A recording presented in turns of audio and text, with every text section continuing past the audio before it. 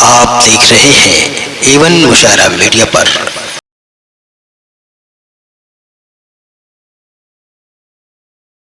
आइए दोस्तों, अब मैं आपको थोड़ा हंसाना चाहता हूँ, रस परिवर्तन होता रहे, क्योंकि अगर खाली शरबत पिलाते रहिए दिन भर तब भी पेट गड़बड़ा जाएगा।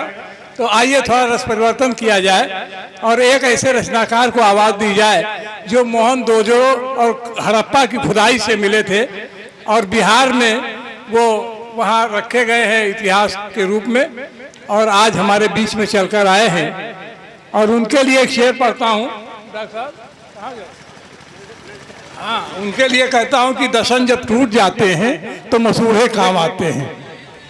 दसन जब टूट जाते हैं मसूड़े काम आते हैं और भटकती है जवानी तो ये बूढ़े काम आते हैं। भटकते ही जवानी कि दसन जब टूट जाते हैं वो मसूड़े काम आते हैं और भटकती है जवानी तो ये बूढ़े काम आते हैं। और सुनिए, नहीं बेकार दुनिया में कोई भी चीज़ है यारो, ये नगर पालिका वाले बेहतर जानते हैं कि नहीं बेकार दुनिया में कोई भी चीज़ है यारो, किसी खाई को भरना हो तो कूड़े काम आते हैं। बासी भर से बटोर लाओ भर दो। तो अब कूड़े भी हैं इस मंच पर, तो कूड़े को इस्तेमाल कर रहा हूँ एक खाई पाटने के लिए, और वो नाम है नंद जी नंदा, जो बिहार से चलकर आपके बीच में आए हैं। और आप जानते हैं यूपी वालों की ससुराल बिहार में है कि नहीं? बिहार वालों की ससुराल यूपी में होती है, यूपी की ससुराल बिहार में होती है। अब इनसे हमारा क्या रिश्ता है हम बताएंगे नहीं, आप सब समझदार हैं, जानते होंगे। नंद जी नंदा माइक पर, अब माइक इनके हवाले, आप सब अल्लाह मियाँ के हवाले। अभी बूढ़ों की बात हो रही थी। सबसे पहले मैं मंच के अध्यक्ष महोदय के साथ सभी मनीषियों का, पूरे मंच और पंच का एक साथ अभिवादन करते हुए कविता से जुड़ना चाहता हूं। और एक बात बताऊं, जब मैं आ रहा था तो कुछ महिलाएं बैठी थीं, उन्होंने कही कि ए बूढ़ऊ तनी हट जा, ए बूढ़ऊ तनी हट जा। कहने के खबरदार, मुझको बूढ़ा कह करके आप लोग अपमानित मत करिए, मैं बूढ़ा नहीं हूँ। जैसे प्रधान लोग अपना प्रधानी छोड़ते हैं तो पूर्व प्रधान हो जाते हैं, वैसे ही मैं भूतपूर्व नौजवान हूँ। अच्छा है, अच्छा है, अच्छा है। और बताऊं, जवाब मैंने दिया। अगर आपको भी मेरा जवाब पसंद आ जाए तो आपकी जोरदार तालियां होनी चाहिए कि दिल से कोई बूढ़ा नहीं होता।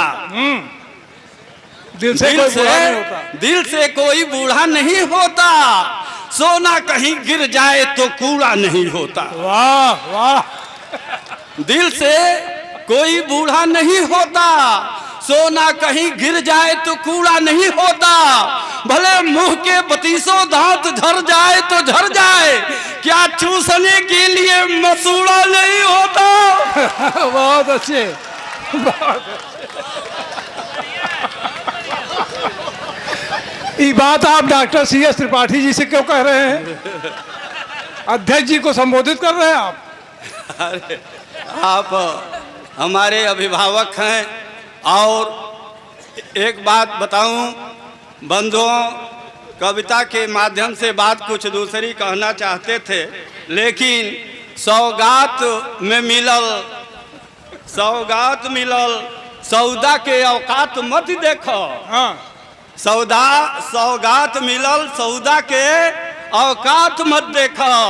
आ गर्मी जाड़ा भीषण बरसात मत देखो। तब हुस्न बुलावे तो दिन रात मत देखो। हाँ।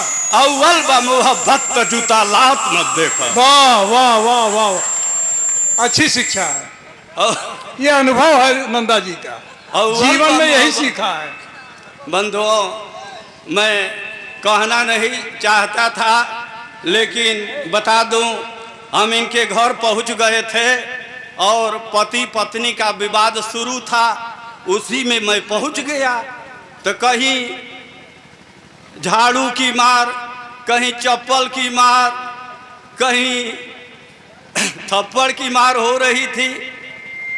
उसी में मैंने गया, कहा कि अरे ये क्या हो रहा है कि श्रीमान जी अब अगली मेरी पंक्ति सुने कि स्वाति के देख चातक चितैबे करी, स्वाति के देख चातक चितैबे करी, आई हर कली पे अली गुनगुनैबे करी, केहू ईर्ष्या की आगी में भले ही जरो, नीक सौदा पर गकीलू भैबे करी। बहुत अच्छे, क्या बात है, क्या कहने। अचान देखी चकोर तलू भैबे करी, आवाज पाई कबूतर तक खैबे करी, इ तो कुदरत के ऐसन बनावल हुए, जहाँ गुड़ रही चिउटा तो जैबे करी। बहुत अच्छे, वाह वाह वाह वाह वाह वाह। अच्छा एगो दूगो छंद से जुड़ल चाहत हाँ, स्वागत स्वागत। कि सत्य के करे बखान। ऐसे हमारे बीच में श्रीमान चंद्रशेखर त्रिपाठी जैसा सपूत बैठा हुआ है। एक बात से छंद से जोड़ना चाहता हूँ कि सत्य के करे बखान, जंग हर जीते जवान, ना करे गुमान, कब ना के उसे दुरिया, अयान बान शान रखे, सबका पर ध्यान रखे, माई बहन बेटी के बचावे ले पगरिया, लेकिन चोरवन के कहाँ पे हाल लांगे पर्वत पहाड़, अधीन के सतावे वो कर तोड़ दे मौरिया, राष्ट्रभक्ति भावे और देश के जगावे शेर, पानी में पानी स्वाभिमानी भोजपुरिया, पानी में पानी स्वाभिमानी भोजपुरिया। एक क्षण की भारत की मर्यादा मिल जुली रख लेबा, वीर क्रांतिकारी सिंह साहसी पुजरिया, राष्ट्रवीर कश्मीर कन्याकुमारी वाला, पंजाबी बंगाली केरला के क्रांति करिया, राजपुताना गुजराती मद्रासी लाल, गोरखा बिहारी चले बांध के पगरिया, झांसी वाली रानी झलकारी की जवानी धन्य, जंगल में मंगल ले आइल भोजपुरिया, जंगल में मंगल ले आइल भोजपुरिया। हम ताली बजाने के लिए नहीं कहेंगे, क्योंकि ताली बजाने से वैसे खून बढ़ता है, नहीं बजाने से ना खून बढ़ता है। अब सीधे हम कविता के कुछ चंद, अभी गीता जी खड़ी थी और काव्य पाठ इनका हो रहा था। गीता से मैं अपने बात का श्री गणेश करना चाहता हूँ कि गीता ई बानी हब्बा के बिहारी के, सुनिएगा, गीता ई बानी हब्बा के बिहारी के, गीता ई बानी हब्बा के बिहारी के, रीति और नीति और गीता सुनाई। और छंद से कि सत्य राम के नाम सही सुख धाम, सत्य नाम के काम बतावेली गीता, अन्याय के आगे न ढूके कबो, पर न्याय व नीति बतावेली गीता, अज्ञान मिटे तन के क्षण में, रन में सद्ज्ञान बतावेली गीता, अभिमान के भूत सवार कबो, त समाधान के बाण चला देली गीता, अभिमान के भूत सवार कबो, त समाधान के बाण चला दे। देखिए गीता का प्रसाद आपको मिल गया। और मैं एक बात बताऊं बंधुओं कि ऐसे नौजवानों को ये कहना चाहता हूं कि जिस ओर जवानी चलती है उस ओर जमाना चलता है। नौजवान कभी जालिम के सामने घुटना नहीं टेकता, नौजवान जोखिम उठाना जानता है, वर्तमान को सवार कर भविष्य का सुनहला सपना देखता है। लेकिन आज का नौजवान बोलता है इतनी ताकत है मेरी कलाई में, चाहूं तो आग लगा दूं दिया सलाई में। इससे काम नहीं चलेगा। आइए मैं कविता से जोड़ते हुए कुछ, ना बहुत कविता है, नहीं एक सुना दीजिए जो आपकी प्रसिद्ध कविता है। और भी रचना है कुछ दूसरी। नहीं आप जानते हैं, हाँ? लीले खाती तो होके बनल बा। यह राष्ट्रभक्ति, हाँ यह राष्ट्रभक्ति सही आचरण हो, लीले खातिर तो मिलल आजादी, दीवाना आजादी के लड़ले लड़ाई, वो वीरम सपूतन के बाटे बधाई, माई के बंधन से लड़के छुड़ौले, जवानी सदा दाव पर ही लगौले, बहुत कुर्बानी तबे रहल पानी, ऐ गोरवन के छक्का छुड़ौले सेनानी, नशा देश भक्ति के भरपूर हिम्मत, यही से दुश्मन के हिलल हुकूमत, गोरकी गोरिया बेटा आशा परैली, फिर नहीं ससुरा बलमुआ घर अली, तू खादी पहिर के भी कैला बर्बादी, हे राष्ट्रभक्ति सही आचरण हो